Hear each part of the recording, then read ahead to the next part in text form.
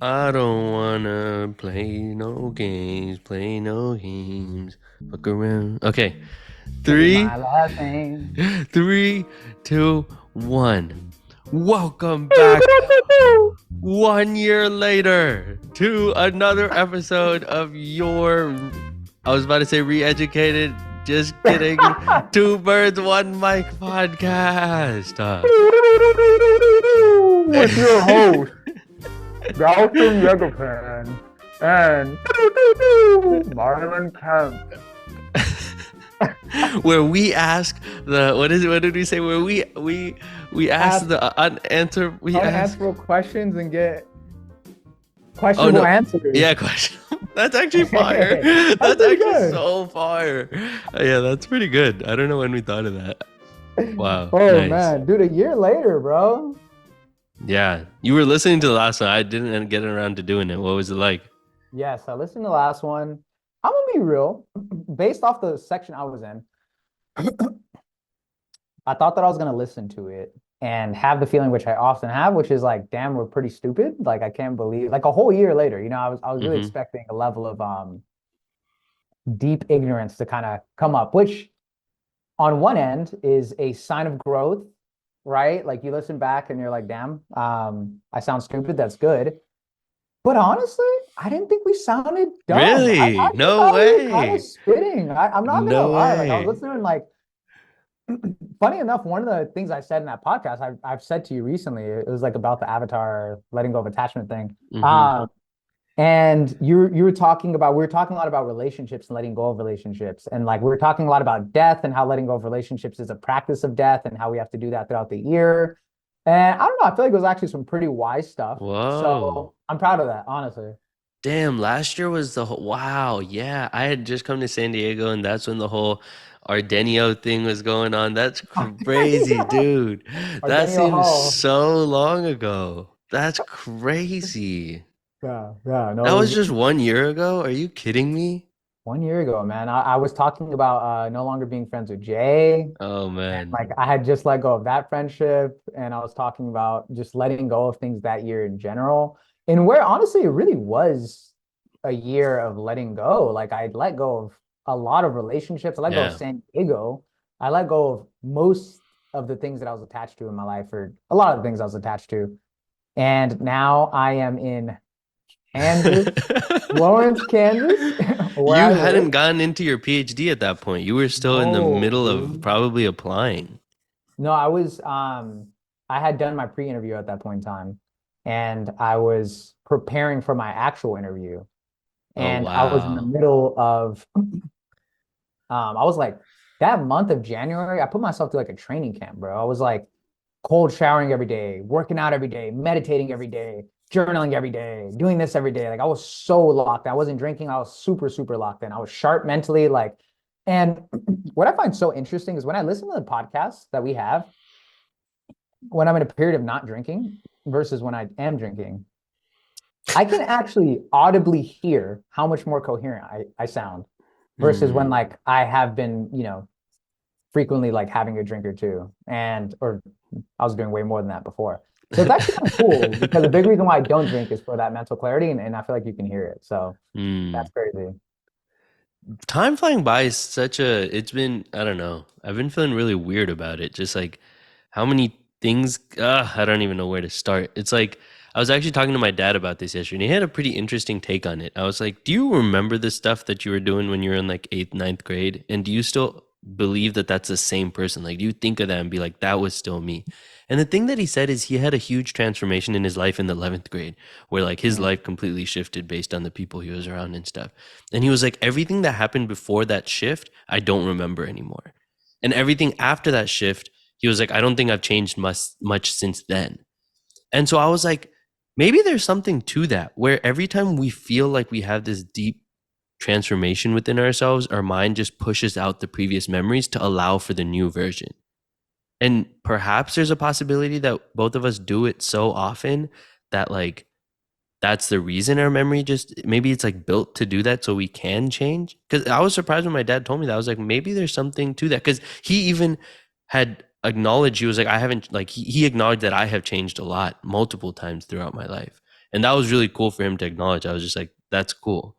'Cause I feel like I've never heard him say that, which makes it feel more real to me and not just like something that I'm just like narcissistically telling myself, like I've changed. Like him telling me that, I'm like, okay, like there's something there. I'm not just like bullshitting myself. So it was, I think there might be something to that, which is like why I'm like, dude, I don't remember what we were talking about last year, nor do I even be like, that was me. You know, I'm like, that's crazy. Like, That's so interesting because that's just a really interesting theory. Like each time someone has a identity shift, they potentially lose um, a deep attachment to the memories of the prior self and hold on to the memories of the post self that they've created. And because you and I are constantly seeking to evolve our memories so rapidly, we don't remember. And there's really small intervals between selves. And I guess that's interesting, mostly because I think we had a conversation about this a while ago. And actually, it's one of the conversations I still sit on and marinate on, which was what does it mean to change? Um, and I was saying that I feel like you change more often than I do.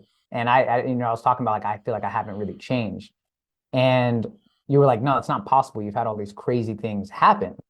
And I was like, well, maybe that's because I think the metric that I use to uh, measure my change is my habits. That's really the main thing I use, not so much like my feeling. And then you were like, oh, well, I sort of go more based off like I just very much feel different. And then I was like, man, what does it mean to change? Is it your feelings? Is it your habits? Is it your environment? What is it to change? And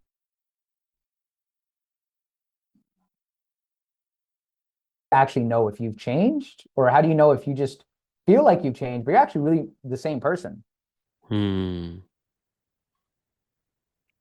I was in Monterey this last week, Uh-huh. and that was like a week where I was like, I changed. I was like, okay, that week was so transformative with the people I was around, and I was like, okay, that was a clear period of transformation. And then I look at the week before, and I was like, okay, well, that was when Srujana was here, and her being here with my dad changed my. It's just been like every week. I feel like has been. I don't know. I guess I'm trying to think perhaps if you're able to identify small little things that can change your perspective and if you're constantly looking, it seems impossible to me, even if you're living a life of full routine, to not find something that drastically changes your perspective. You know, whether it's on global news, whether it's some content you're consuming from reading or TikTok or whatever. There it seems that if you're searching to change, there's always something there. And Yeah, I like, mean, I think you're right. Like, I feel like there's no way you could ever go throughout a day and not change, right? Like, yeah. uh, no man ever steps in the same river twice, type thing, right? Like each time you wake up, your brain has changed, right? Like your brain has made new neural connections. The very thing that is the center of your existence is literally changing. So how is it possible that you could not be changing? It slows down in its ability to change, right? Neuroplasticity slows down, but you do still change. And I honestly think that's true. So then I guess the interesting thing is maybe it's the case that we're changing, but maybe it's not the case that every change produces uh, an effect or an outcome that is noticeable. So then the question becomes, Mm, is it about change or is it about noticeable change? And mm. then it could be that one, you could have a more sensitive um, barometer of your change, right? Because you could be so in touch with yourself that you're like, well, I'm noticing that I'm doing these things differently. Um, or it could be the case that how someone measures their change is based off of other people noticing that they've changed. Somebody being like, hey, man, you used to do this. Now you used to be an asshole. Now you're a little bit less of an asshole, which is when I've gotten probably pretty often. And so I guess being able to sort of notice an effect of my change is something I sort of kind of think about pretty often. And I feel like one very discernible way to do that is your habits. Because habits just produce each time you change a habit, there's going to be a noticeable effect. And that Mm, is something I noticed. But at the same time, I guess what's so interesting is this: not every identity change will change your behavior. But I do believe that every behavioral change will change your identity, which is why I tend to mm, focus so much on habit instead of just focusing on sort of changing my character. But simultaneously, I also noticed this thing, which is that let's say you're changing your habits all the time, right? There also needs to be a recognition internally that you're different because we as humans operate off of narratives. Your whole identity, to a large percentage, is a narrative. Most of our thoughts are fueled by bias, most of our memories are inaccurate, most of the ways we feel isn't actually corresponding to our like physiological states. We have this running idea about who we are, what's going on, and how we're perceiving the world. And that's completely driven by the beliefs and thoughts that we have. And all these beliefs culminate to create a narrative of the self, right? And this narrative just progresses forward in the future. And so this narrative is arguably one of the most important things. And you can look at this like with Joseph Campbell's hero's journey, right? Like having this whole idea of narrative driving society from Homer's Odyssey, or even that's I think the first story being like Gilgamesh and Enkidu, right, and all the way to now, right. And so if your habits don't become acknowledged by your narrative, I also believe you don't change. For example, I was recently Mm, listening to this story about this treatment for depression called accelerated TMS. TMS just being transcranial magnetic stimulation. They like stimulate different parts of the brain to create activity externally, right? I think this is what can't remember the psychiatry homie right now. And Akash. Akash, Jesus, Akash, please, I'm sorry, I'm so sorry to hear that. I'm so sorry. Um, Akash, you're just a psychiatry homie. You're worth psychiatry nothing homie, more. You're worth nothing more no. than that. That's all you are. At least I said homie, not dude. Yeah. And so I remember Akash told me he did some work in this, but this is a little bit different where like instead of having TMS over the span of like months, you do it kind of all in a day. So, anyways, they're talking about with this TMS, the changes neurologically are so fast, and people on their measures of depression will score way lower. Their behaviors will change. Their partners will say that their behavior is completely different, but the change is faster than their narrative can catch up to. And so when you ask them, "Are you still depressed?" they'll say, "Yes, I am still very depressed." And that narrative creates this cycle that then leads to their behaviors being more and more depressed, right? And so, anyways, I think both are actually so important. You've got to have that narrative about I'm changing, I'm different now. And simultaneously, you have to have the actual actions and the habits changing as well. And I believe that they sort of need to have this cycle where they feed into each other and they inform each other. Narrative needs to inform the habits need to inform the narrative. And if you do one without the other, I don't know if you're having an objective and a subjective change that really leads to this like true change. Mm. Yeah, I was actually thinking about this narrative thing recently. It's yeah, I'm thinking about doing this silent retreat and I've been like, what are the parts of it that I want to do? I want to ask you a question about this narrative part because I feel like I'm not, do you think everyone has a narrative about themselves? Yes. Like a story that they're like, okay, my life is, I guess my question is,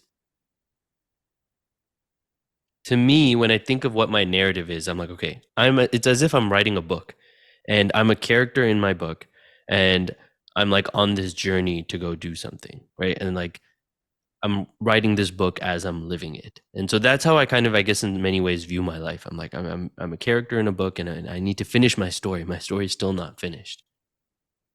But I wonder if not, I wonder if how everyone's narrative works for them. Perhaps for some people, their narrative doesn't really have a future. It's just like, okay, well, my story only goes up until today. Like whatever has happened, and then I'm in. I guess the question is maybe for some people, their narrative doesn't already have a predefined destiny. And for other Hmm. people, the rest of their story is already defined and they just have to go now do it. Hmm. You know what I'm saying? Like it's like for some people, perhaps it's like, oh, like the story can be anything I write.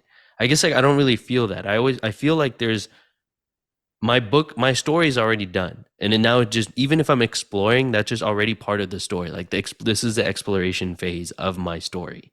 Like it's Hmm. not that I'm actually writing the story as I'm doing the movement. Hmm. But I Yeah, I mean that. wonder, yeah.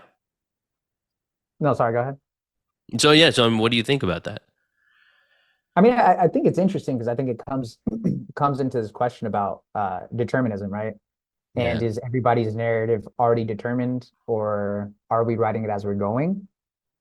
Um, does the idea of it, does the acknowledgement of it being determined in a way make the story more determined? I don't know.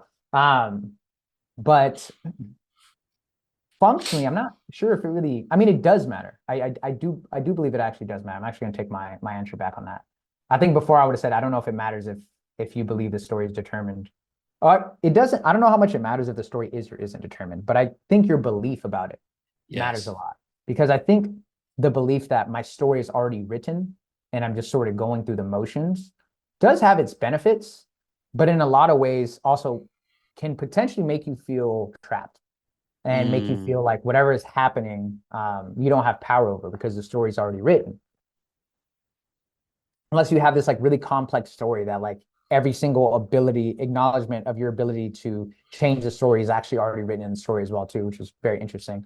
But I think that people having this belief about free will and this belief about I can craft my narrative to be whatever I want it to be, and my narrative can change at any moment. I think that's really powerful in giving people a sense of volition and a sense of self-efficacy. And I think without that self-efficacy, um, your story would be very placid, right? Like I don't know, to take like one really like simple example, like I think about maybe, I don't know, let's say Martin Luther King, the OG, the GG.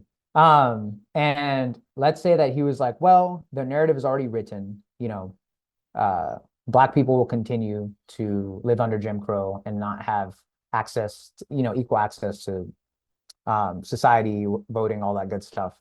Um, and I'm not sure if he already had this idea of like my narrative is already written such that I'm going to change it. He could have, and also that could have been really, really powerful. But I wonder if there was just this like acknowledgement of like I'm just kind of going to go, and each day I'm I'm crafting this narrative of who I am while simultaneously existing with it in the moment.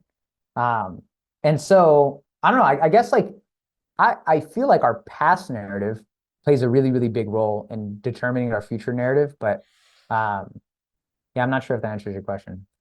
Mm. Where do you feel like, I guess to bring it back to us, where do you feel like from last year your narrative has shifted about yourself?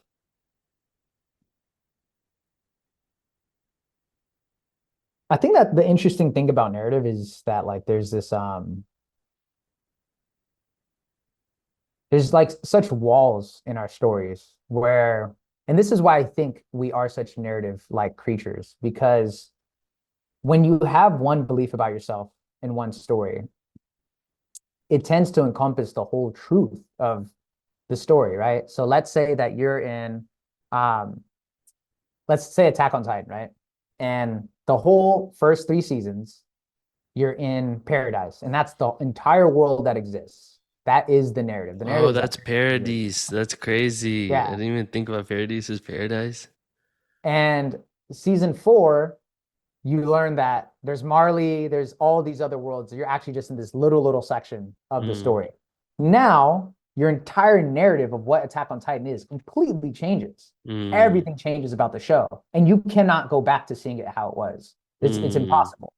But if you just started from season three, there's no party that's thinking like, oh man, what if these like the Titans are coming from over here and the story started this way? For anybody who hasn't seen Attack on Titan, I'm sorry, it's your fault. But for all one person who watches this, for my mom watching this in the future, hopefully. um, That's a that's violation. dark. That's dark. Um, but anyways, so I feel like before my narrative was that I have a responsibility to the people in my life to hold them in their suffering. And I wasn't able to let go of that.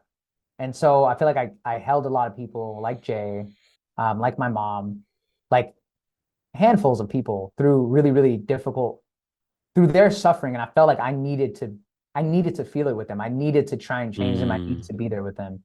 And my narrative has changed such that last year was the first time I added to the storyline that I have the ability to let go of people, and Mm. that's okay. And one can view that as selfish, but it's a selfishness that I'm willing to take such that I can show up more authentically for other people and myself. And that narrative is, I can't go back now.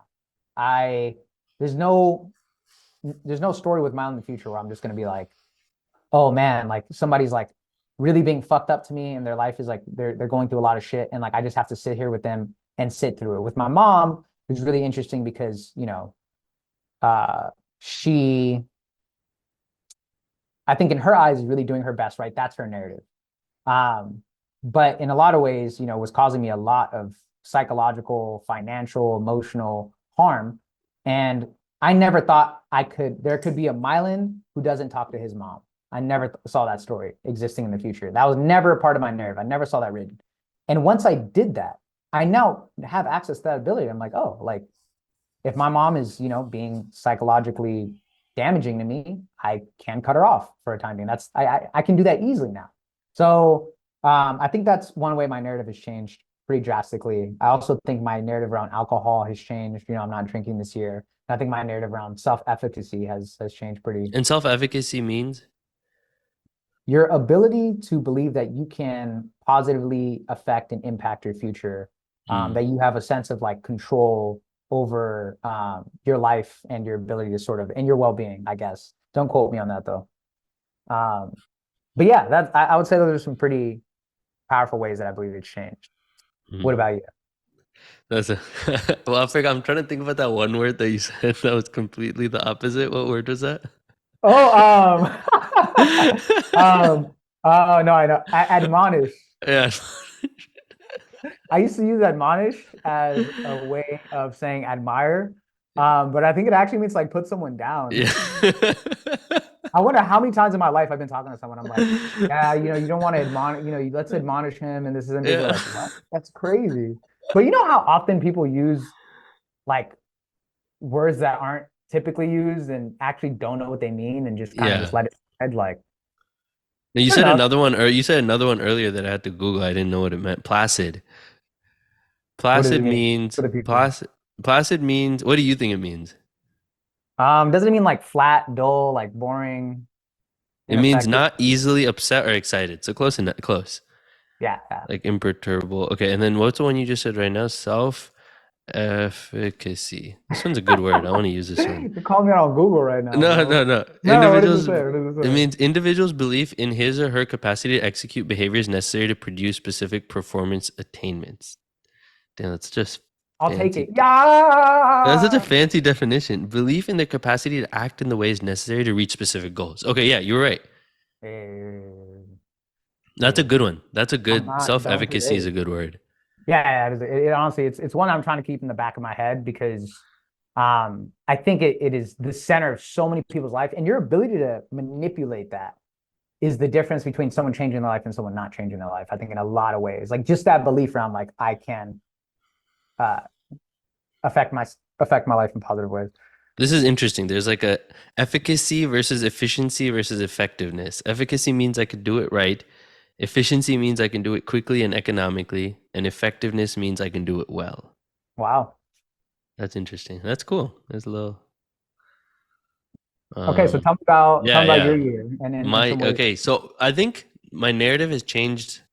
I had a really big moment a couple of weeks ago, right before I left to Monterey, where I had another life-changing experience. I had Wait, pause, hold the pauses, because I think you got to incorporate this as well too. This is a very special moment in the Two Birds world. I'd like to wish a happy birthday to Gautam Yegapan, whose birthday was yesterday, and Thanks. he has turned 26 years old. Happy birthday. It's your motherfucking birthday. What was the other one I was singing? It was a happy birthday to Yeah. you. Happy, Happy, happy. happy. And so happy birthday. And Thanks. I remember I asked you to sort of take some time to kind of reflect on your year too and how you've changed and everything too. So this just to incorporate that into this narrative. Wanted to put that out there. um, yeah, so right before I went to Monterey, I had this conversation with my dad, which I was in India for 7 months. And I think that opened up the door to understanding why my parents are the way they are. I Hmm. had a lot of beliefs about my dad and my parents in general, just about them being so fearful. There's a whole list of negative attributes that I had placed on them. And I was just like, oh, like they're just weak for being like that. And after being in India for so long, working at the schools that were similar to the ones that they went to, being in communities, I really understood how much transformation they had to go psychologically to get to where they are today. And to critique them today is not to pay attention to who they were at some point and how far they've had to come. And the conversation that we were having was kind of this deep dive into our family history. And so I had asked him about, once we have a lot of financial problems in our family before my dad. So before my dad's generation, there were lots of financial problems. And so my dad and his brother have handled a lot of that. My dad's brother's a doctor, my dad's an engineer. They've worked for a long career and What? they've been able to kind of bring up a lot of the family from their hard work, which that was all built from being really, really poor to being on the opposite spectrum. And so one thing that I really felt like I got to put myself in his shoes, and he said something really profound. He's like, look, when you look at someone and judge them for who they are at their moment, you are completely ignoring the 10 decades of experiences that they've had before that just aren't clear at the surface. He was like, I have seen in his time, I have seen families rise and fall financially, health wise. And I feel like now as I'm getting older, I see changes. I notice families that have changed so much from when they, in 2000 versus, 2024 now.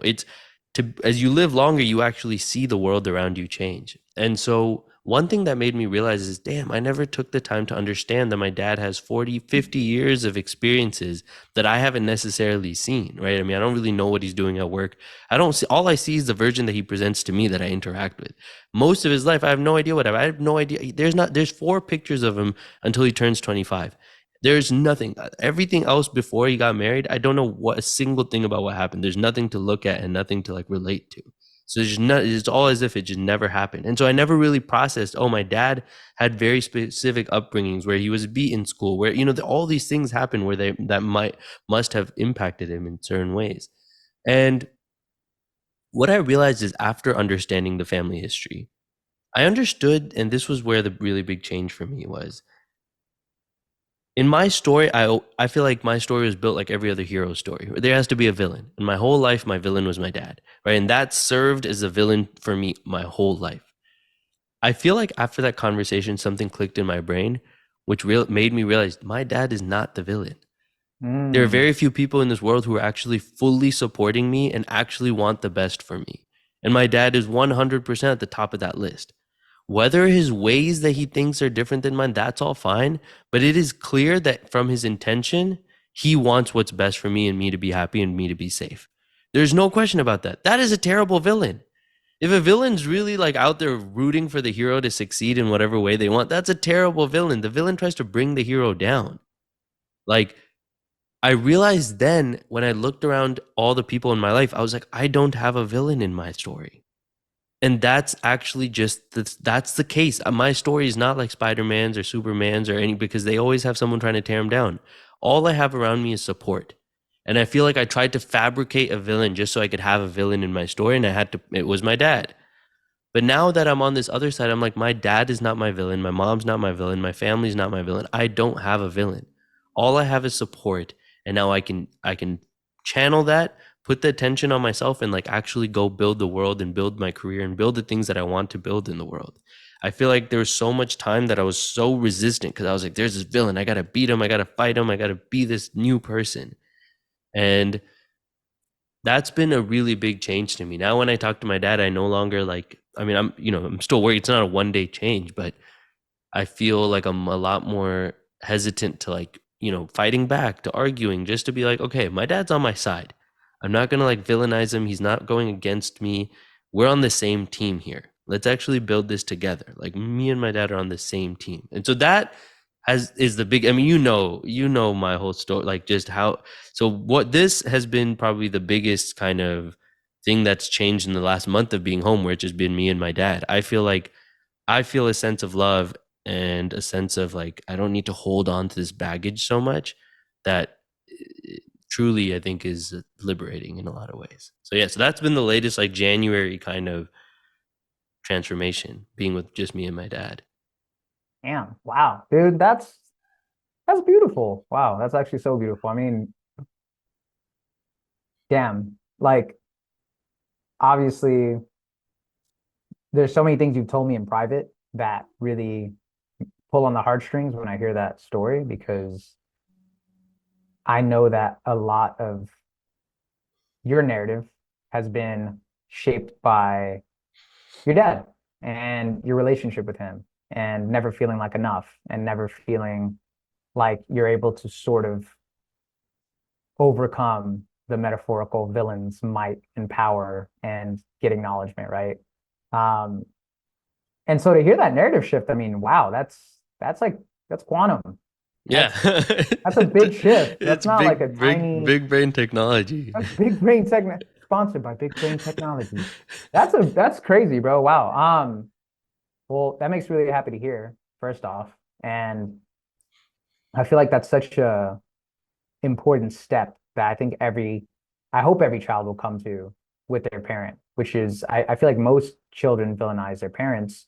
And that's fair, because who else are you going to villainize, right? Like, it's the most immediate, the most obvious in some sense. And you can sort of pretty easily blame them for anything Yeah. because they've had such large involvement in your life. The covariance between your experiences and theirs are so overlapped that it's hard to Yeah. parse out what is and isn't their fault. Um, and interestingly enough, you look a lot of the studies on parenting and like how much they actually can affect their kids.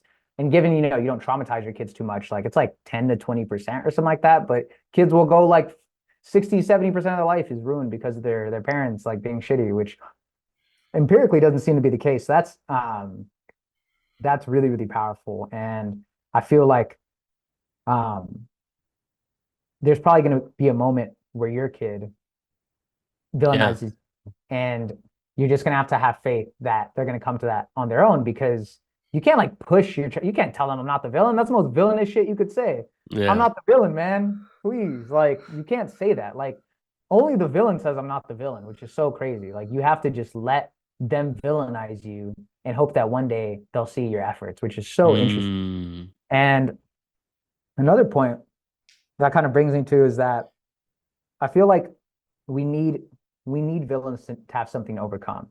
And this is sort of my idea of like narrative, right? Like why do we always make villains if we don't exist in narratives? Because we need something to overcome. And I guess now the question that I'm curious what your answer is to is like, what do you because what's a story without some type of Yeah, villain, some right? sauce. You need some sauce. Yeah, No, I mean, you can't have I feel the like so that's like one villain. The other one is like the redemption arc of just like, you know, kind of attaining for all like what's the word? Not attaining, what's the word? The word for admonish. like no. The word to like I don't know, like my brain's working slowly today morning. It's something for all your sins. You kind of what's it called?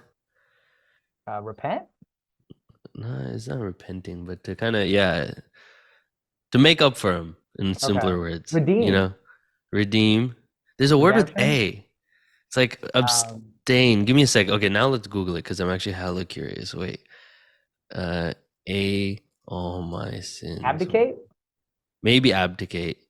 Yes, I think that abdicate means, for all my sins. For sure, it's abdicate. Yes. but doesn't abdicate mean to like not take responsibility, or does it mean to take responsibility? I mean, yeah, it's the act of formally relinquishing monarchical authority. So it's probably What not that. So it's definitely not. No, there's another Yeah, yeah. definition there. There's another Wait, some, definition there. wait, some, make up for all my sins. Word. Let's see. This episode sponsored by Atone, Upper atone, Fitness. atone, atone, Atone. atone. That's yes. Atone. Did any of Yeah. you listeners get it? Yeah.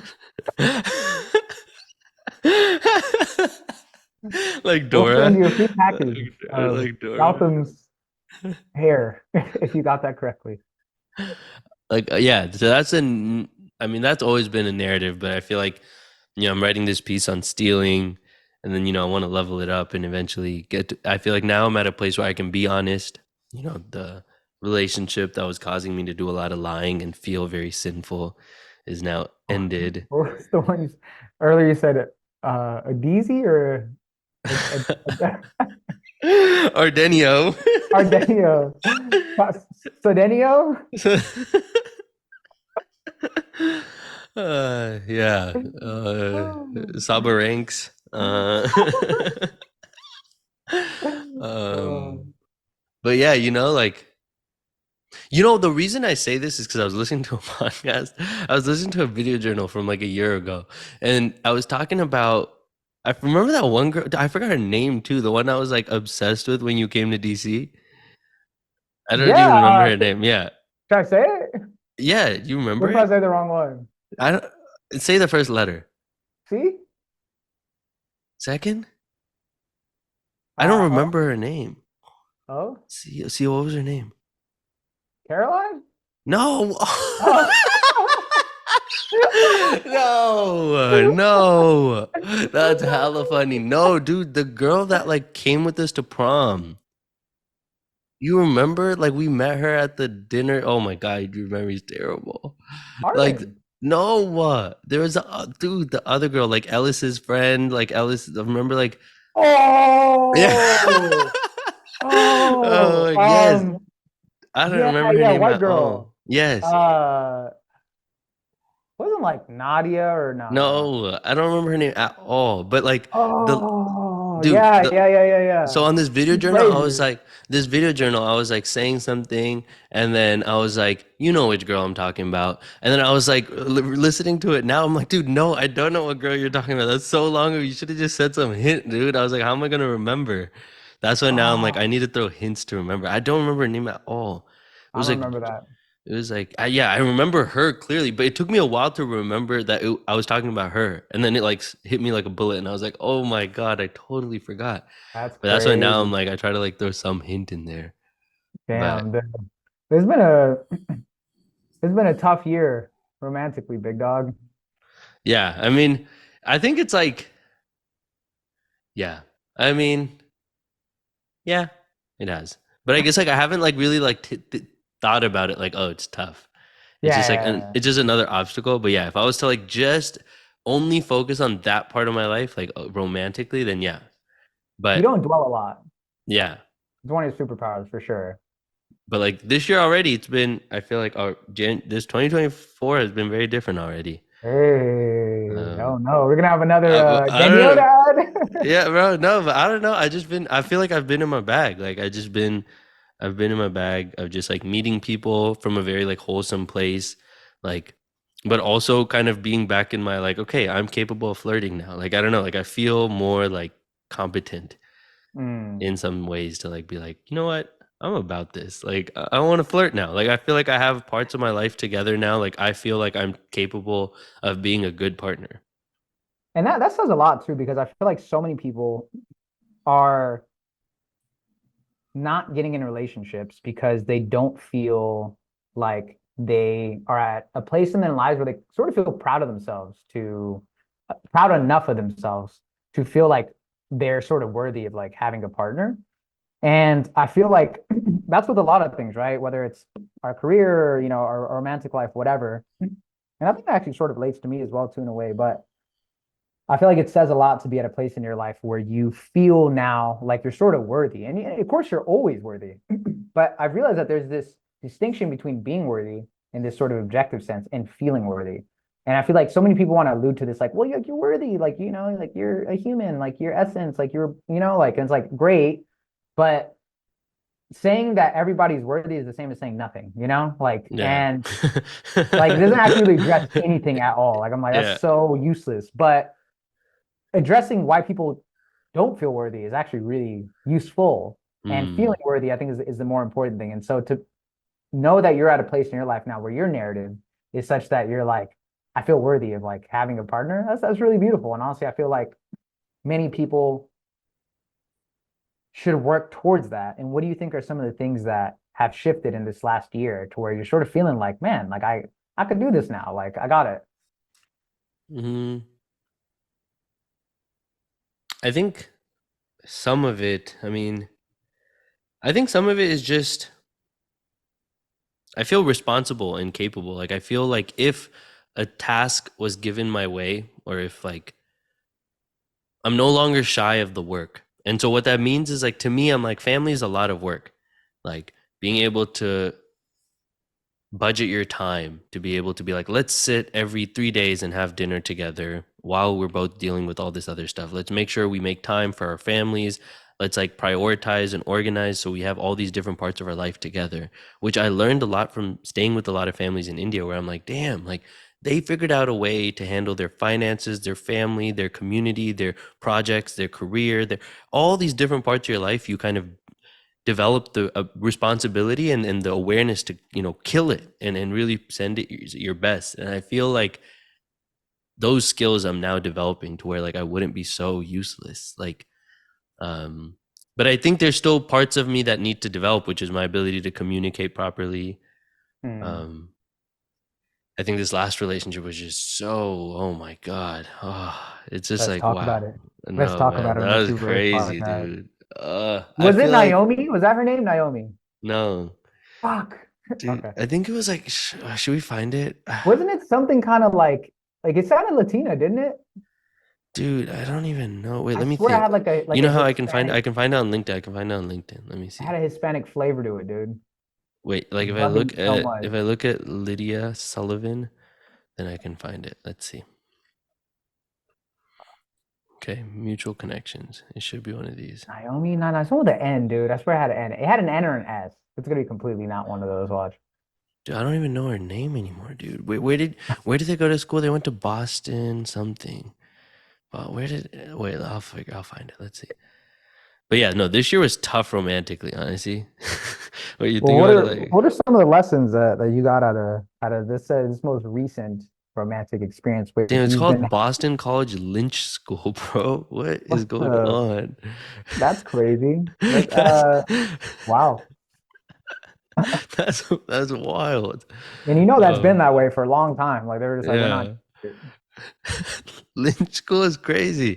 Change it. men's school's That's wild, wild. bro. That's wild. I don't, dude. How do I not remember her name? That's terrible. I swear I had a Hispanic flavor to it, dude. We I feel said like it it, so many times. We said it yeah. No, we so many yelled it, times. we You would screamed it, yell we it. just You would we. literally scream it at the top of your lungs. That's so crazy. No, that's the thing about life, dude. It's just like time flies. Now we don't even remember her name. Like it's such an afterthought. That's so wild. That Yeah. reminds me of this thought I was having literally last night as I was going to sleep, right? So I'm going to sleep and I'm thinking about, I've been having this feeling lately where because my days are so similar lately, and I spend a lot of my time by myself. Like I wake up by myself, I go to sleep by myself. Like my days don't seem to have a lot of variation. When that happens, I feel like a lot of the days sort of blend together. And Mm, there's just not like a time moves a lot faster. It's very interesting. And every night I'm in bed and it feels like no time is at all has passed between me being in bed that night and the night before. It feels like no time has passed at all. It's so interesting. And I'm just there again, going to sleep. And I'm mm, having this feeling of like I can't stop time. Like I want to like grab it and like the dude stop. And mm. it reminds me of this quote I heard. You know, I love my quotes. Everything in moderation, even moderation.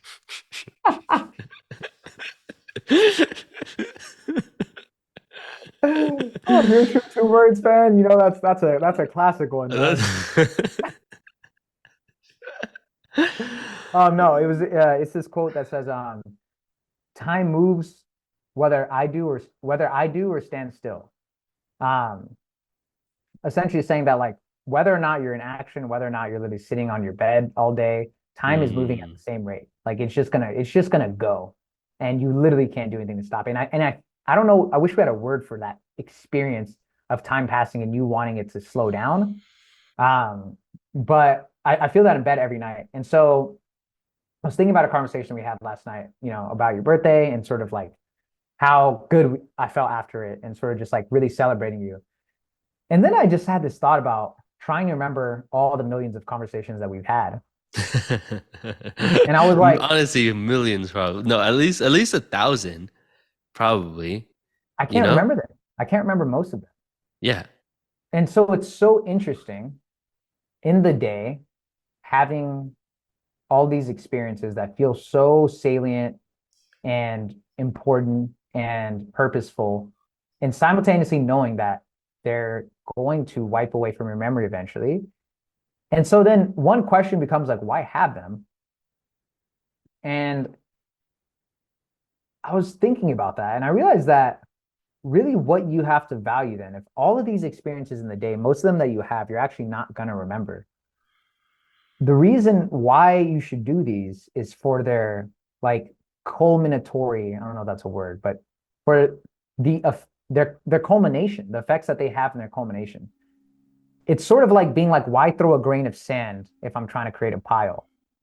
And it's like because you have to. That's the only way to start a pile. Your individual grain of sand is in itself meaningless and Mm, useless, but it's through all of these grains of sands that you actually eventually will have this mound. And what is it amounted to? Well, there's been all of these crazy minute effects and changes and differences that have happened throughout our lives as a result of all of these meaningless conversations that we can't capture the genesis of where it came from. But what we can capture is this effect of our lives being better than if they didn't happen. And it's this mm, overall experience of it. And so it mm, sort of adds this really interesting dynamic to each grain of sand in itself is meaningless, but simultaneously extremely meaningful because that's what leads to the mound being built. And that's what leads to the ability to you have a good conversation. That conversation leads you to writing an article later. That article leads you to having a conversation with someone later who's really interested in articles. That leads you to having them on your podcast. That leads to you having 1,000 more viewers. And there's this it stacks on top of each other. And that's there. I read this theory recently of positive emotions by someone named Fredrickson called the broaden and build theory of emotion. mm, And the broaden and build theory of emotion has this idea that positive emotions such as joy, contentment, wish I could remember the other ones. There's like six. They're not just valuable in themselves. And that's how we think about emotions a lot of times. Like the purpose of feeling joyful is so that in the moment you can experience joy. That in itself is really mm, meaningless. But the broaden and build theory says that these positive emotions actually stack. When you're experiencing joy, there are things that are going to carry on into the future that simultaneously lead to more joy down the road. oh wow. And that's the purpose of these. When you're feeling joyful, you're going to go to the gym. When you go to the gym, you're going to eat better. When you eat better, you're going to feel better that day. When you feel better the next day, you're going Mm, to wake up earlier. And there's all of these, they broaden and they build upon each other. And mm, simultaneously, negative emotions do the same thing as well.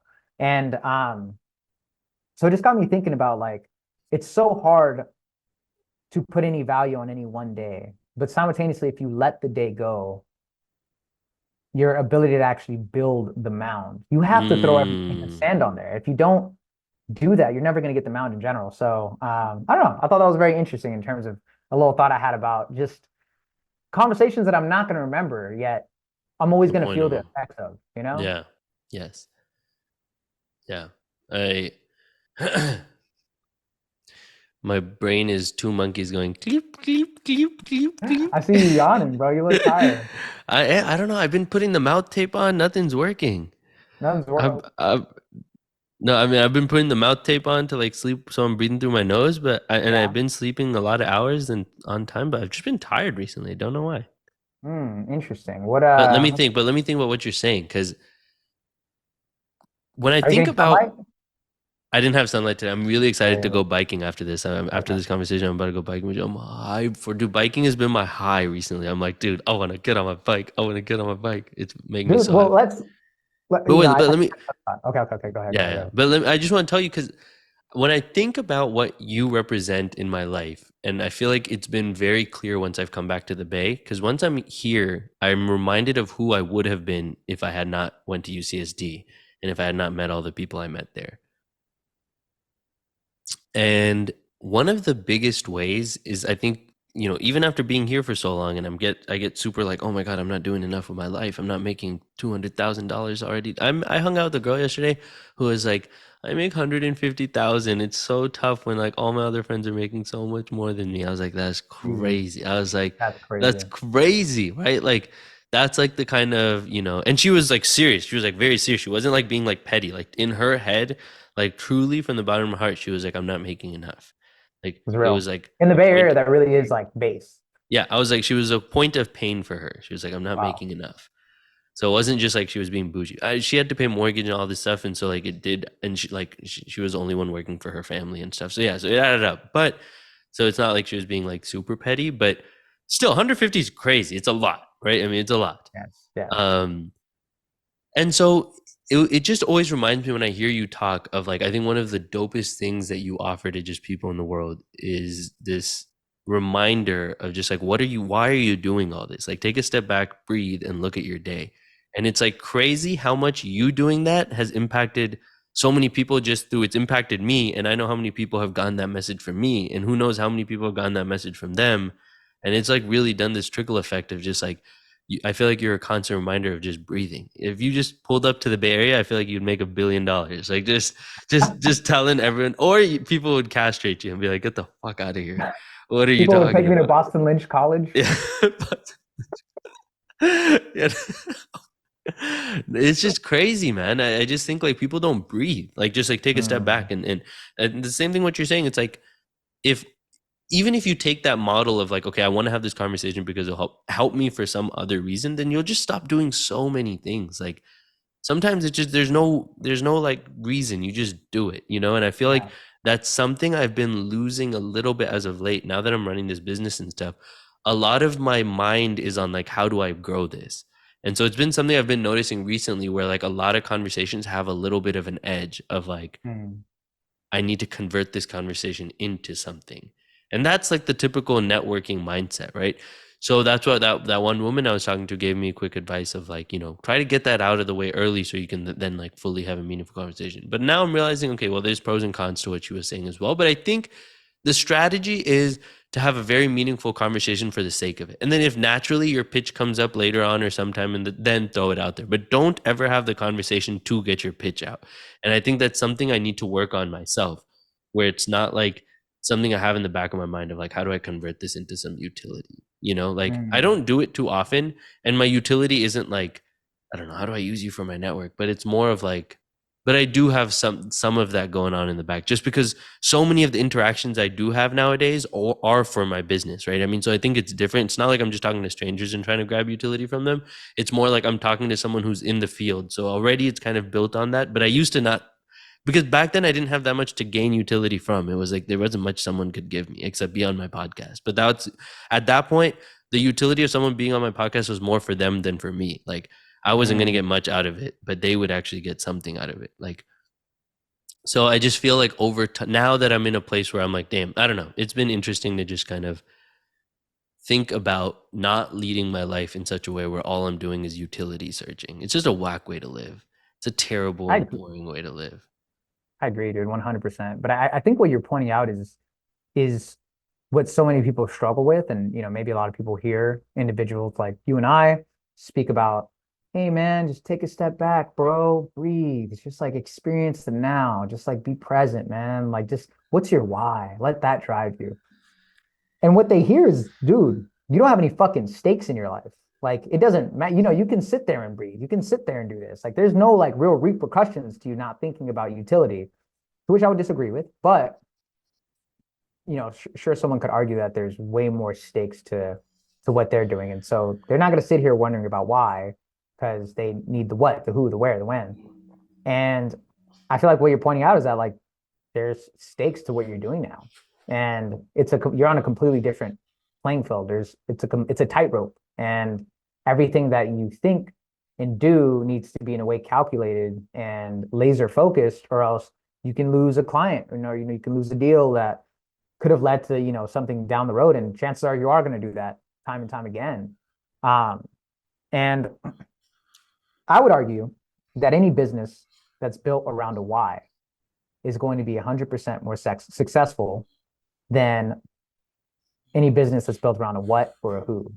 And I think that if we look at a lot of the businesses that are the most successful, like Apple and Amazon and Microsoft, like I feel like a lot of their models are built around why. Like I feel like you look at an Apple commercial and it's like because you're why? Because you deserve a phone that's as good as you are.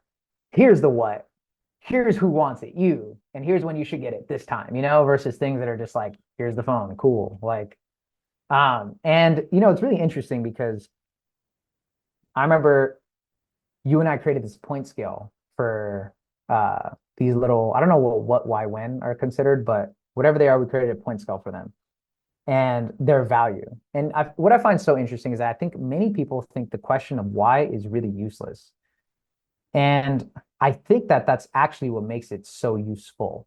I think that why is a question of divinity.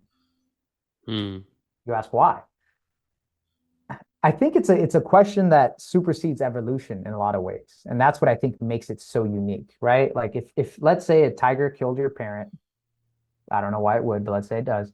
Um, you could ask who killed it, the tiger. You could ask what happened, the You mauling, can all this have stuff. all the science down. Yeah. Yes, you could have all the evolutionarily important questions. Yeah. Asking why it happened, one could argue that has a lot of evolutionary utility, but you could also argue that it doesn't have a lot of utility, right? Like a lot of people think that why is really, really useless because there's no direct answer. But I think going through the why actually will lead you to figuring out how to avoid that best. And it's this question that connects us to meaning and purpose. It doesn't really connect us Mm. to things that are earthly. Why connects us to things Mm. that are greater, to the metaphysical. It's the bridge between the metaphysical and us, which is why philosophy spends so much Dang. in why. Um, That's fire. and so if you want to be in a state where you're always connected to something greater than you, always stay connected to your why. And that'll Mm. always be able to pull you out of the sort of muck that like being on a day-to-day, I don't know, in the trenches can be. Wow. So yeah. Dude, that's a pretty it's a really beautiful way to phrase like with the power of why. Power why, baby. It's a fun game to play as a kid where you play the why game. What's Where the why have game? you played it? So someone's like, the sun is yellow. Why? And then they have an answer. Uh, And then why? And then why? And then why? And then at some point they're just like, dude, I don't know, you know? yep, And the yep, I for don't sure. know is the quicker the I don't know comes is when you stop exploring.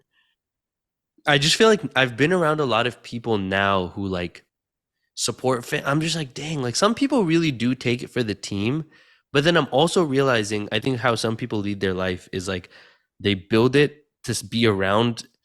My brain's like, I'm just talking like a dumbass, but it's okay. Like people build their life around like, okay, I got a mortgage, I got 5 kids, I got 10 grandkids, I got, like 30 family members I'm taking care of, and then their responsibilities just add up quickly. And then they're like, okay, well, I don't have time for anything else because I'm indebted to all these people and all these communities that I'm already a part of. And then by the time they're 30 or 40, they're like, I don't have time for all this extra stuff because I have to do all of these other things. Yeah, But I think if you're mindful from the beginning, you'll be a lot more intentional about what responsibilities you even sign up for. for Right? Like sure. you're not going to just take on 30 things and then at the end be like, dude, I don't even have time to take a break because I have to work and I have to do this, I have to do this, and I see that way more than people who like very intentionally. But now I'm also realizing it's a privilege thing, it's a time thing. I'm like, I'm very privileged. Like I had the Yeah, time and opportunity. My parents completely supported me to do all these things, to go to grad school, to learn, to explore. I mean, yeah, if my parents were just like, we're not paying for anything, like you need to go figure it out, like I wouldn't have had the yeah, time to explore. So I'm realizing now so much of what I think and do is just because I have the privilege to do so. And it's not something that you can really, expect or ask for from. But I absolutely. guess, which is why the message I'm saying is for a very specific, the way Akash calls it, the worried well. Whatever I'm thinking is only for that community of people who already Mm, have enough money, and the only reason they need more money is to buy nicer things. I'm talking mm, very specifically to that community. Everybody else who has like very real reasons to have money and like, have a job at the age of 18 or 19 so they can like support their brother or their family or whatever, that's a very different group. I'm talking about the people whose only reason for money is so they can buy, a yacht and then be like depressed on a yacht. Like I'm talking about those people. no, And that's I just real. And so what someone was talking about recently, which I think Kumar was actually talking about this, of how when we think about models for society, we have to really have different models for every socioeconomic group. So what a good life looks like for middle class is very different than what it looks like for upper class, which is very different than what it looks for a poor person. They're just not the same. Their issues are not the same, and what comprises a good life will be very different for each group. And so that's something I've been thinking a lot more of recently. I'm like, even when you think about education systems, what works for upper middle class is very different than what works for someone who needs the resources to even like learn that their problems aren't solved by money. Like Yeah. it's really, so I'm realizing, damn, like, okay, so you can't speak your certain educational philosophy and just like apply it to all people. It just will never work. It'll never work. Like to be like, you have to fall in love with learning, which I think that one personally could be like a universal thing.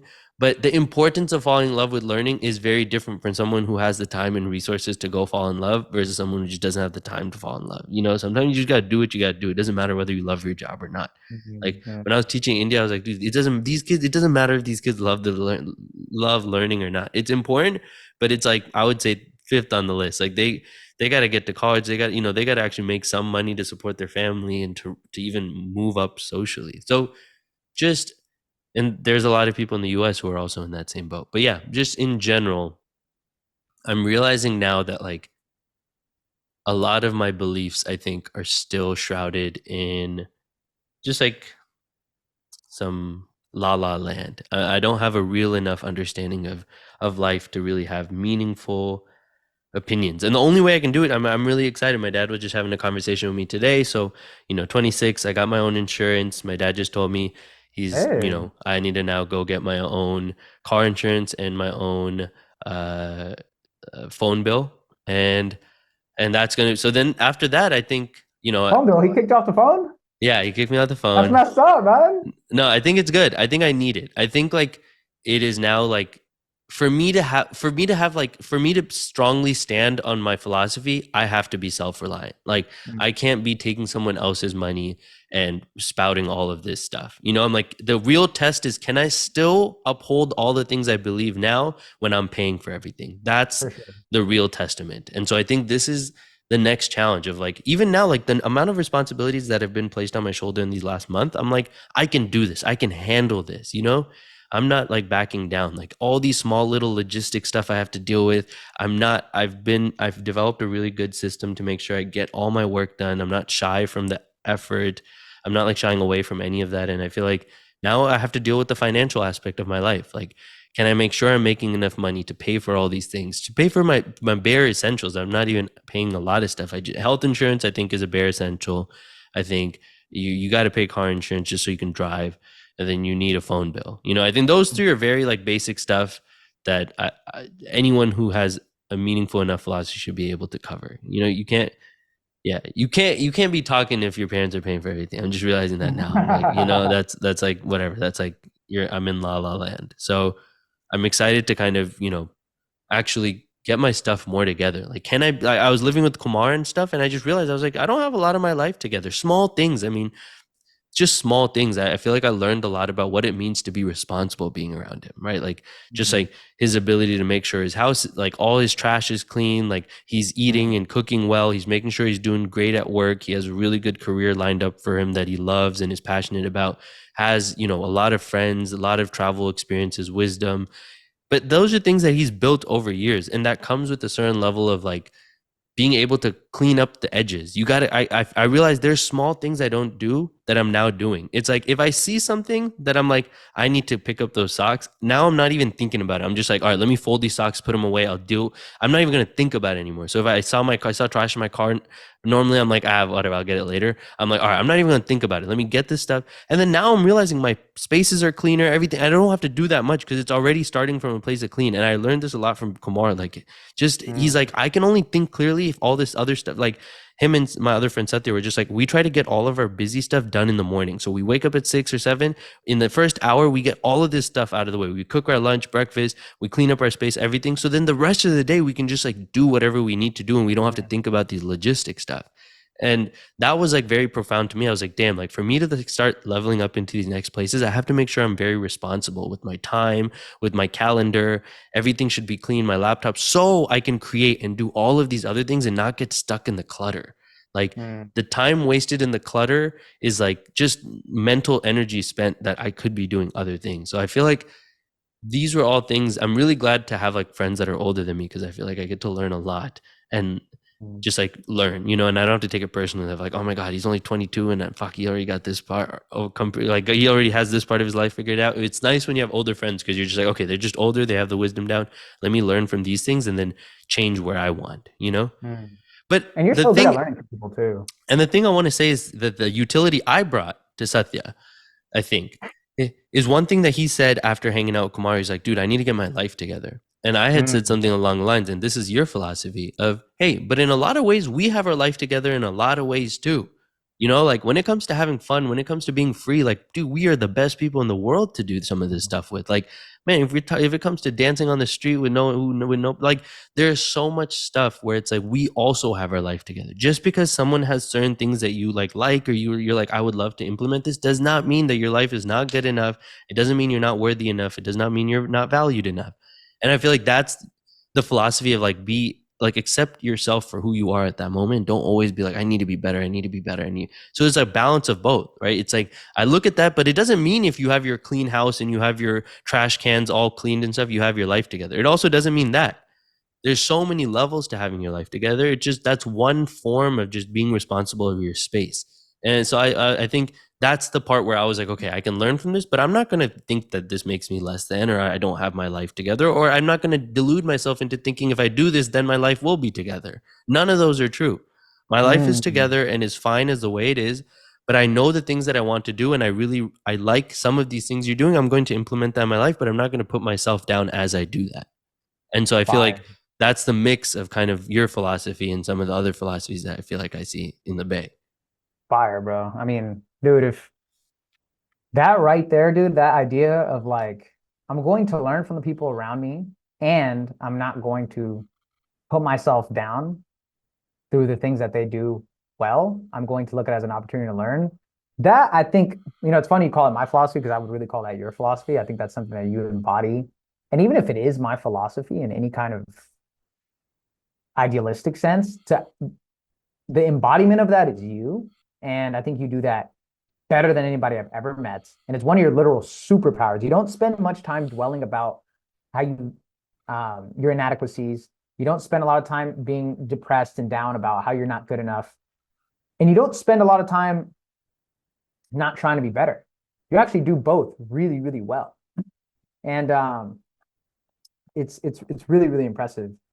And if I think more people could learn that right there, so many people I think would be doing so much better in life because I think a lot of people either A, surround themselves with people who um, they feel they dominate in a lot of ways so that they don't have to feel bad, or they spend their time feeling dominated by those around them because they feel less than. And to be able to be in the perfect middle spot where I'm not dominating, I'm not being dominated. I'm learning, and simultaneously acknowledging how much better I want to be. I just think it's a recipe for success. And it's just, I was having this thought the other day about surrounding yourself with people who you quote unquote believe are better than you, right?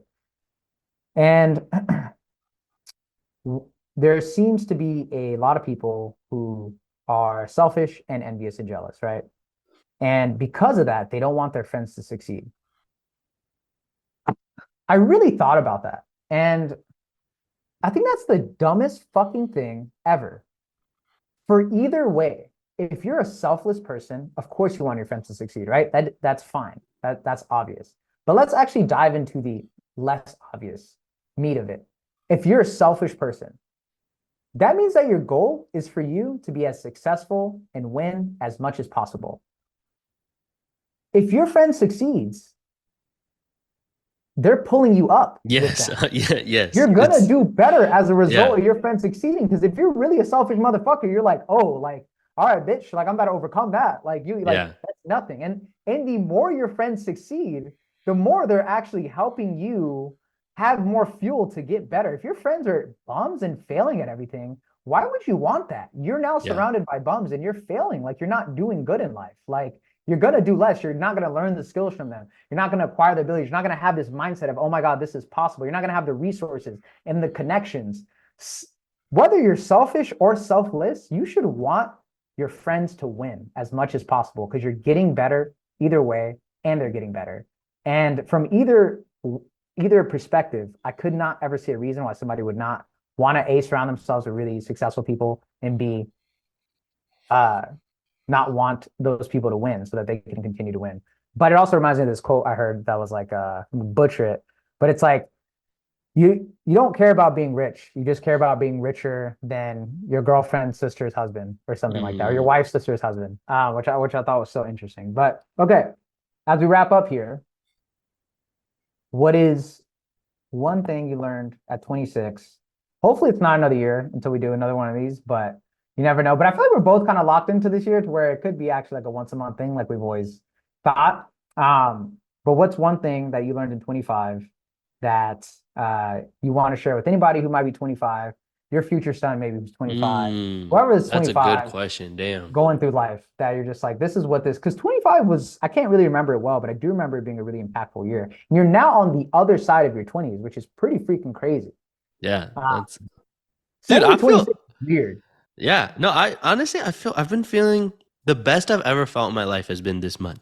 Like Wow. for consistently. If I was to average over a month, this month has been the best I've felt in my life. Like Wow. on More than average. India. Yeah, by far. Wow. Like there's not a single day where I feel like I'm wasting. Like Mm. any one of these days, if you picked out and were like, look at what I did in a day, I could look at it proudly and be like, that was a dope day. You know, most of the days. There were one or two where I did a few questionable things, but those those days are past now, and those won't happen again. But I think like I don't know, something I'm learning now, and I don't even know if it's 25, but as of late, is I just understand myself better. I know one thing. I love being stimulated. And like Mm. I get Yeah, you really do. yeah, and I get depressed if I'm not. And so I know that about myself, and I'm maybe I can deal with that later on. But I love doing things. I love like setting up like something every day where I'm like, okay, this is something I have to think about, be intellectually stimulated, solve this problem and do. So whether it's teaching, whatever it is, if I have a day where it's just nothing, then I start feeling empty quickly. And but that's okay. I just think that chaos that exists in my brain is what allows me to be a creator. And I think that's okay. I'm going to go be that. So it doesn't even have to be something great. I just took it look at I had this thought today morning where when people walk into my house, we have stuff all over the house. There's one thing people talk about every single time. It's my mom's portraits, right? Everyone comes and talks about it. What? That is the That wall coolest is thing sick. ever. Yeah. We have all this other art. We have all this other stuff. No one talks about any of it. You know why? Because most of it was just found at Costco. The art means nothing to us, and the art means nothing to the people looking at it. So I Mm. was like, creating doesn't have to be something crazy. I was like, dude, I have 500 Polaroids. What if in the front of the house, like near the front, instead of having like the big Taj Mahal painting, I was like, what if I just put up all the portraits here, like, or all the Polaroids here? I was like, this would be the sickest idea ever. Kind of like what I had in DC, but now it's going to be twice as large. Where Mm. like people, that's going to be like just a sick artistic piece where I know every single person who comes is going to say something about it, and it's just to say that to move your house and your space from something that's so like, oh, it's so perfect, so clean, blah, blah, blah, to make it, you want to make it a place where people feel comfortable, where people feel inspired, where people feel safe. That's way more important than someone being like, wow, you have such a nice, clean house. Like, that's okay. That's cool. But to make a place where people go, I'm leaving this house inspired. That's Mm. like the thing to strive for. That has nothing to do with the cleanliness of the house. That has something to do with something completely different. And I think like as a life as a whole, like moving away from like it has to be so perfect and clean. I have to say that I traveled to Mexico 1 week and then Europe 1 week and it's so clean and I have all these great pictures. Like try to just be somebody, you know, like I feel like I've been talking to a lot of people here, man. Every young professional's life is so boring. They're so depressed that like Instagram is their only way to make it seem like their life has any meaning. It's like, Mm. because I've saved up all this money, I'm able to like do these other equally meaningless thing to me, but other people care about it. So it's awesome. Like I get to travel and Mm. like for, you know, it's just, Get 30 Like, comments. You're like, yeah, woo, like 30 comments, 1,000 likes, and that was your like 2 months of work reward. it was Like, worth it. it's just to say that, man, like we got to break out of these chains, dude. Like, and I feel like, honestly, I really feel like we've broken out of a lot already. I already Mm, feel like the trajectory of our lives are, at this point, I can confidently see and look like my trajectory of my life is very different than those around me. I'm not saying it's better or anything. All I'm saying is it's very different. And I've mm, already made the steps to see that that occurs. And it's hard to go back, like, even if I was to like go find a job and do the whole drinking on the weekend, do the whole thing, like, I don't know, it would just be a different person doing it. And I think that's why Arden is such a unique soul. Arden just walks around the planet just being different than everyone else, because mm, she's just seen and done stuff in her 20s that other people just won't get. Like, mm. she's just, there's things in her brain that other people won't comprehend. Like being in a Somalian tribe. Like, it's just not something that the average person is going to be like, yeah, I can imagine that. Absolutely. I mean, Like, these paradigm shifts. Yep. and so it just, what I would say is, like, man, forget what everyone else says. I think 25 is a perfect age where everyone's like, you're too. I mean, in India, I heard so much of, oh my God, you're so late to get married, blah, blah, blah, all of this, right? But in the US, average age people getting married 30 to 32. So if you're single and you're 25, like, literally just focus on being a human. Like, I just feel like maybe this will be more, it will make more sense for me to say when I'm 40, and let's say whatever, if I am married or whatever, and be like, well, it happens, just don't worry about it. But yeah, if I'm 40 and at that I wanted to be married and wasn't married, then it's a different story. But at this age, I'm just like, dude, like, if you develop yourself as a human and people are like, I like your mind and your thought and the way you like exist and live, there's nothing, like, everything will fall in your way. If you become, like, Mm, you are a perfect example of that. Like, you got into this program because of who you are, not because of like mm. some intellect you have. Like, you have all those things too, but it What you was trying to who say? you are, you know? Yeah, Like, yeah. No, I a mean, lot of it was just like your ability to like be vulnerable and share and connect with the person deeper than just like, I'm the smartest person applying here, like everybody else. If you become a unique enough person, you become the product people want, not your work. So become that. Don't become your mm, labor. Become a person. Like, damn. That's kind of bars. That's kind of Gotham spitting big brain technologies. That's fire, man. Don't become your labor. Don't become your work. Become a person and let the person work. yes. Bars. That's fire. I mean, and you're so right. And I think that's something that you and I differ from most people on. Most people believe that their purpose is outside of them. Most people believe Yes. purpose is a job, career, it's a relationship, it's an idea, it's a house, it's a family, it's their kids. I think that you and I believe that our purpose, most fundamentally, is the evolution of ourselves, Mm.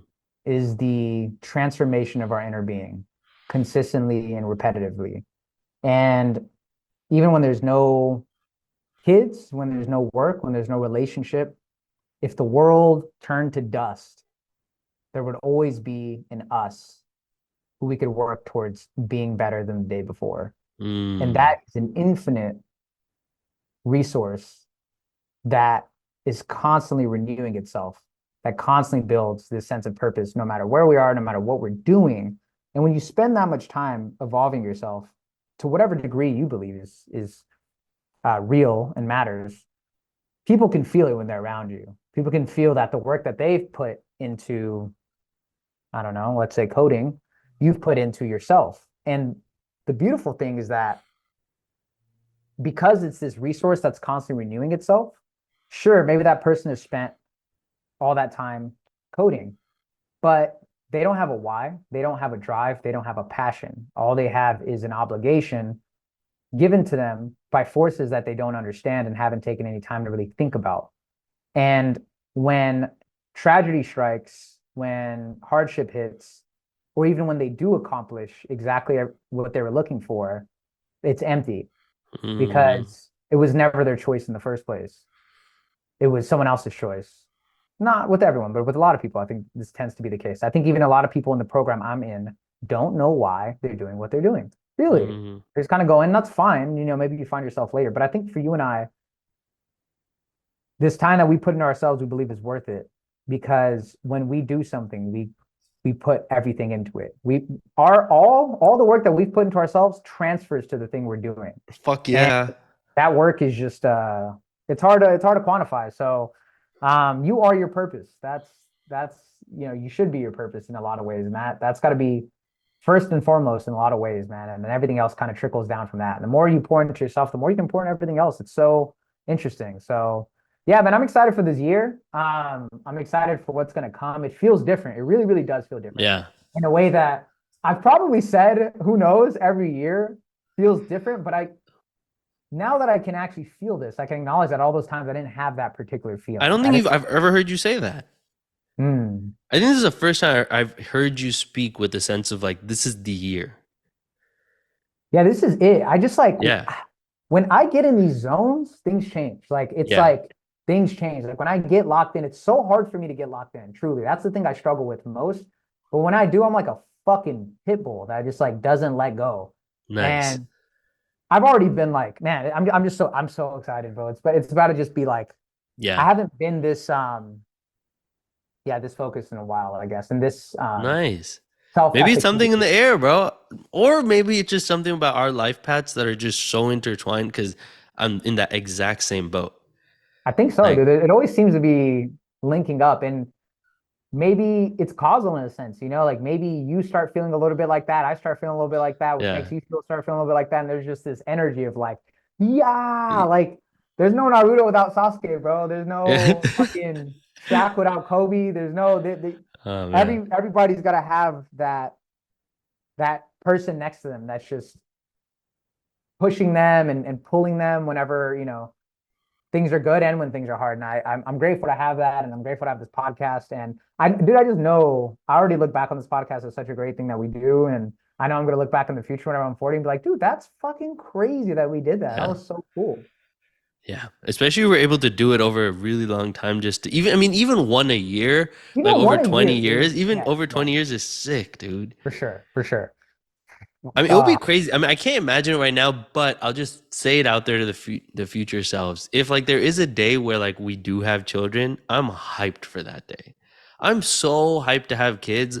I just don't want to say it out there in case like it doesn't happen enough. yeah, But like I can't tell you how excited I am to have children and you have children and just like have our kids like link up and be friends. Like it'd be yeah. lit, They're dude. gonna be schmeezing together, bro. Bro, that'd be lit, bro. Our kids would be so lit, I'll put them bro. in the same basketball league and Are shit. you kidding me? Oh my God. Our They kids would better be, be, bro. Unless I mean, as long as we marry lit people too, then they'll be yeah, lit. You know, yeah. for sure, for sure. I don't doubt, I feel like I don't doubt my ability to be a decent parent. I'm not gonna say I'm gonna be a good parent, but I'll be a decent parent, I think. I feel like I work with a lot of kids, so I've learned a lot about just like being Mm, around kids, you know? yes, yes, for sure. I think what's going to be so cool is how much of Gautam is going to be in my kids and how much of Mylan is going to be in your kids. Like, Mm. not like, let's say just from one perspective, which is how much we've influenced each other's lives Hopefully now. not, hopefully not at all.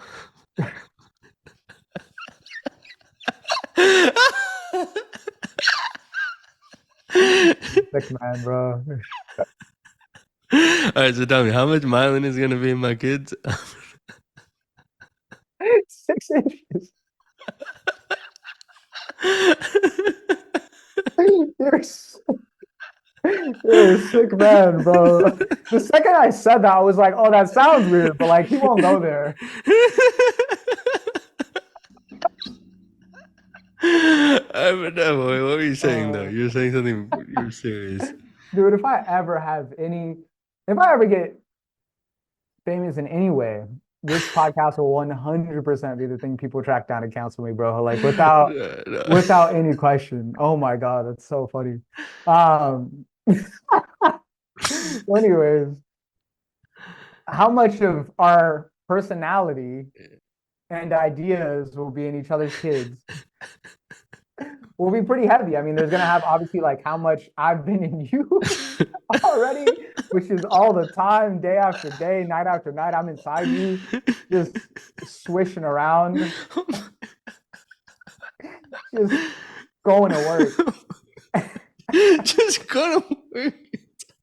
It's unnecessary. Oh my Reverse god. cowgirl. And yeah, and then vice versa, bro. You're just deep inside of me, so I think that'll transfer, bro. Truly. Man.